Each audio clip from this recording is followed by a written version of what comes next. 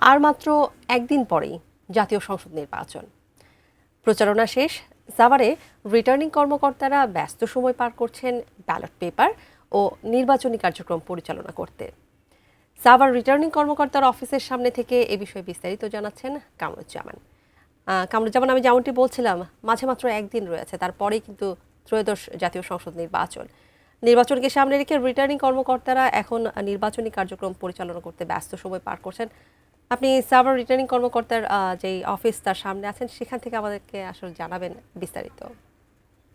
আপনাকে আপনি যেমনটি বলছিলেন, আসলে আমি এই মুহূর্তে রয়েছি সাভার উপজেলার যে রিটার্নিং কর্মকর্তার অফিসের সামনেই কিন্তু রয়েছে। আমি যদি আপনাদেরকে ক্যামেরার মাধ্যমে দেখাতে চাই যে আপনি দেখেন সকাল থেকেই কিন্তু এরই মধ্যে কিন্তু যে আইন শৃঙ্খলা রক্ষাকারী বাহিনীর যে দায়িত্ব তারা কিন্তু আসলে পালন করার উদ্দেশ্যে তারা চলে এসেছে এরই মধ্যে, এবং পুরো সাভার জুড়ে কিন্তু এখন একটা নির্বাচনী যে আমেজ সেটি কিন্তু আমরা লক্ষ্য করেছি। এরই মধ্যে আমরা একটা বিষয় আপনাদেরকে জানিয়ে রাখি যে এই সাভারের যে আমরা দেখেছি যে গতকালকে সাধারণ ছুটি ঘোষণা করার পরপরই কিন্তু আমরা দেখেছি যে ভোটার যারা তারা বিভিন্ন স্থানের যারা সাভারে থাকেন তারা কিন্তু এরই মধ্যে বাড়িতে কিন্তু চলে যাচ্ছেন ভোটারের ভোট দেওয়ার জন্য।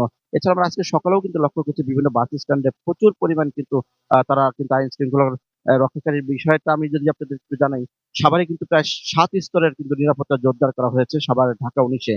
এবং আপনারা জানেন যে একটা বিষয় জানিয়ে রাখি আপনাদেরকে যে ঢাকা ১৯-এ কিন্তু ২৮৯ কিন্তু ২৭৫টি ভোট কেন্দ্রের মধ্যে কিন্তু ৩৮টি ভোট কেন্দ্র ঝুঁকিপূর্ণ বলে আমাদেরকে জানিয়েছে এখানকার রিটার্নিং কর্মকর্তা যিনি ইওন দায়িত্ব পালন করছেন।